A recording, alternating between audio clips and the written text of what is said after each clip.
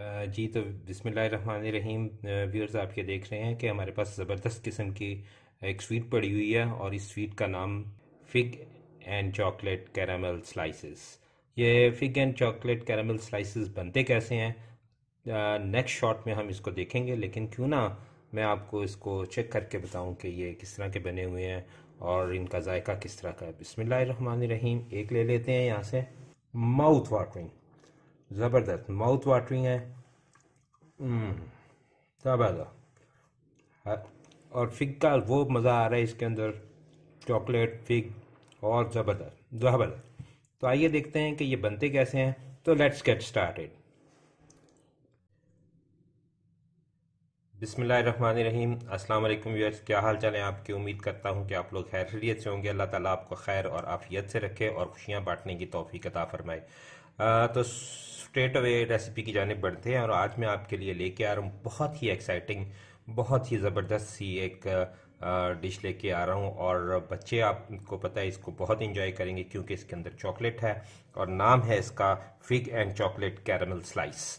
Fig and chocolate caramel slice. तो आप ये देख रहे हैं कि फिग्स भी पड़ी हुई हैं और मेरे पास कोको पाउडर भी पड़ा हुआ है। तो इसको मैं आपको बता देता हूँ कि इसके अंदर बाकी इंग्रेडिएंट्स क्या है।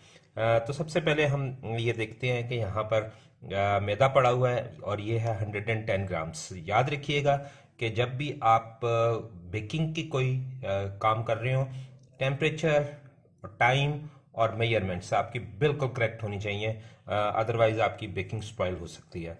ब्राउन शुगर है मेरे पास 220 ग्राम्स। फिग्स है मेरे पास 135 ग्राम्स। इनको हमने चॉप करना है, अभी मैं आपको बताऊंगा। और ये मेरे पास अनसाल्टेड बटर है। अनसाल्टेड बटर हमने ले लिया 125 ग्राम्स। कोको पाउडर मैंने ले लिया है 25 ग्राम्स। एक एग है और 1 टीस्पून हम इसके अंदर डालेंगे बेकिंग पाउडर। बेकिंग शुरू करने से पहले हम आपको ये बताते चले कि आपने एक 20 सेंटीमीटर्स बाई 30 सेंटीमीटर्स का आपने एक बेकिंग पैन ले लेना है और उसको लाइनिंग लगा लेनी है। तो दूसरी बात यह है कि आपने अवन जलाना है 180 डिग्री सेंटीग्रेड पर। तो सबसे पहले हम करते हैं अंडे को ब्रेक और इसको अच्छा सा बीट कर लेते हैं। इसको करता हूँ सेट असाइड। और ये जो मेरे पास फ्लार पड़ा हुआ है, इस फ्लार के अंदर हम डाल लेते हैं अभी से बेकिंग पाउडर की, क्योंकि जब हम इसको सिफ्ट करेंगे छाननी के साथ तो ये साथ ही मिक्स हो जाएगा।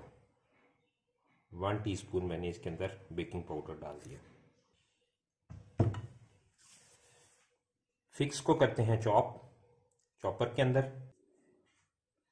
तो ये लीजिए व्यूअर्स, फिक्स चॉप हो गई हैं। तो अब हम अगला स्टेप ये करते हैं कि व्यूअर्स एक ले लेते हैं पैन और उस पैन के अंदर मैं डाल देता हूँ जो हमारा बटर है वो डाल देता हूँ। और उसके बाद इसको हम उसके ऊपर हीट के ऊपर लो मीडियम हीट के ऊपर इसको रखते हैं ताकि ये मेल्ट हो जाए। और इसके अंदर हम जो ब्राउन शुगर है वो भी इसके अंदर डाल देते हैं। ये आप देख रहे हैं कि ये मेल्ट होना शुरू हो गया है। थोड़ा सा हल्की आंच पर ही रखना है इसको। जैसे ये पिघल जाता है जो है वो डाल देता हूँ ब्राउन शुगर। मक्खन हमारा मेल्ट हो गया। इसके अंदर मैं आराम से ये डाल देता हूँ ब्राउन शुगर। और ब्राउन शुगर को उस वक्त तक इसके अंदर चलाते हैं जब तक कि ये सारी ब्राउन शुगर इसके अंदर डिज़ोल्व नहीं हो जाती। ये लीजिए, अच्छी तरह से इसको आप डिज़ोल्व कर लें।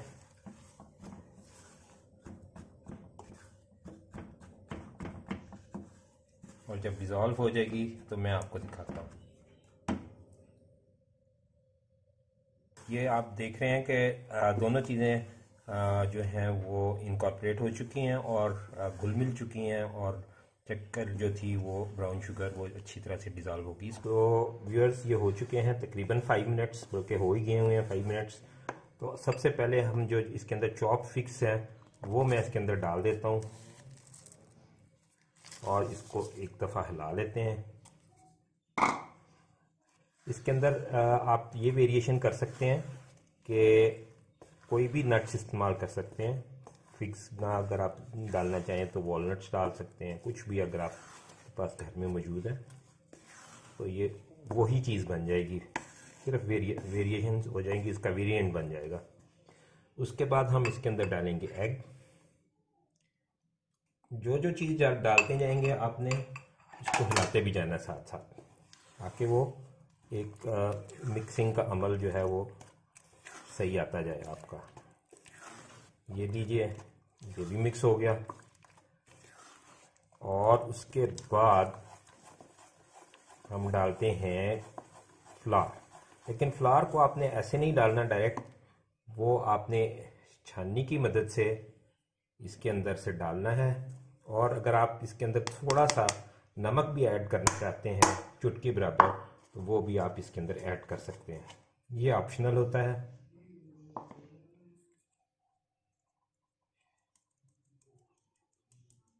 इससे ये फ़ायदा होता है कि ये लम्स नहीं बनते। ये लीजिए, हर एक चीज़ को आपने साथ साथ फोल्ड करते जाना है।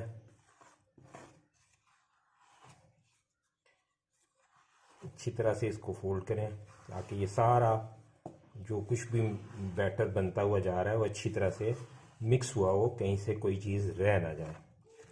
अब साथ ही मैं इसके, चूँकि ये सेमी मिक्स हो चुका है, साथ ही मैं इसके अंदर कोको पाउडर भी इसी सिफ्ट की मदद से इसके अंदर डाल देता हूँ। कोको के अंदर थोड़े से होते हैं लम्प्स, तो आप इसका ध्यान रखिएगा कि लम्प्स ना इसके अंदर पड़ने पाए। दाने शाने इसके अच्छी तरह से आप इसको उंगलियों की मदद से, ये लीजिए, सारी चीज़ें मेरी अब इसके अंदर जा चुकी हैं। इसको हमने अच्छा सा करना है मिक्स, और मिक्स करने के बाद हम डालेंगे इसको पैन के अंदर, और पैन के अंदर डालने के बाद लास्टली हम इसको 15 मिनट के लिए बेक करेंगे। सेंटर वाले आपने रैक के अंदर रखना है इसको ओवन के, और टेम्परेचर मैं आपको ऑलरेडी बता चुका हूँ, 180 डिग्री सेंटीग्रेड टेम्परेचर है। आप ये देख रहे हैं कि जो भी मैं आपको मेजर्स बताता हूँ माशाल्लाह से इतने सही और एक्यूरेट होते हैं कि वो बिल्कुल हर एक चीज़ अपनी परफेक्ट पोजीशन में खुद ही आती चली जाती है। अच्छा सा मिक्स करना है आपने, बिल्कुल कोई जगह रह ना जाए, और कोई भी इंग्रेडिएंट जो है वो ये ना हो कि कहीं ज़्यादा कहीं कम हो। अच्छी तरह इसको आप मिक्स कर लें, और मिक्स करने के बाद मैं वो पैन ले आऊँगा और उसके अंदर मैं इसको प्रेस कर दूँगा। तो आइए इसको आप बेकिंग ट्रे के अंदर डालते हैं, इस पैन के अंदर डालते हैं।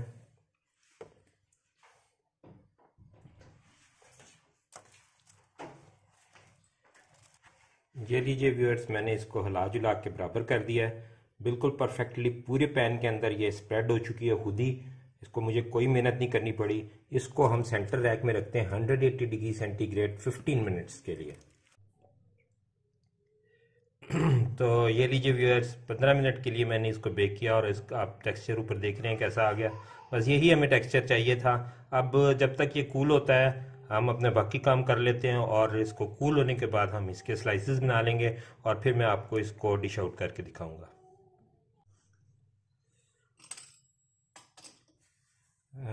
तो लीजिए व्यूअर्स, ये ठंडा हो चुका है बिल्कुल, और अब इसकी जो, इसको पैन में से मैंने निकाल लिया, थोड़ी सी जो साइड्स थी वो मैंने ट्रिम कर दी हैं। और अब आपकी मर्ज़ी है कि अब आप इसको किस तरह काटें।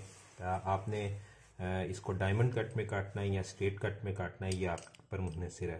तो ऐसा करते हैं कि मैं पहले इसको कर लेता हूँ हाफ। आप इसी से कर सकते हैं या तेज़ शार्प नाइफ से भी कर सकते हैं, बड़ी आसानी से ये हो जाएगा। ये लीजिए, और हाफ को मैं स्ट्रेट कट में काट लेता हूँ। तकरीबन 1 इंचेस के आपने इसके स्लाइसेस बनाने हैं।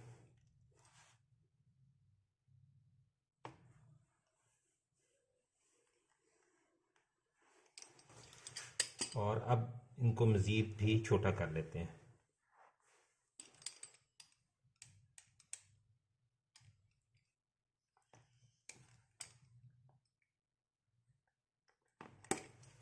एक ट्रे ले लेते हैं, उस ट्रे के अंदर इसको रख लेते हैं।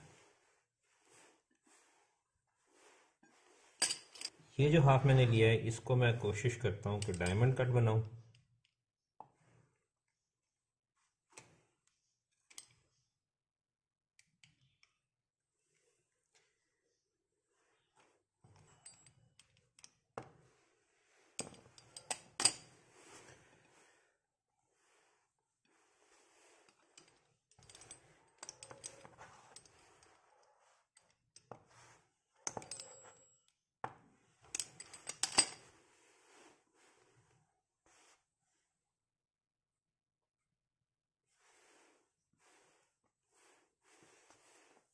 ये लीजिए व्यूअर्स, बन के तैयार हो चुके हैं ये आज हमारे fig and chocolate caramel slices.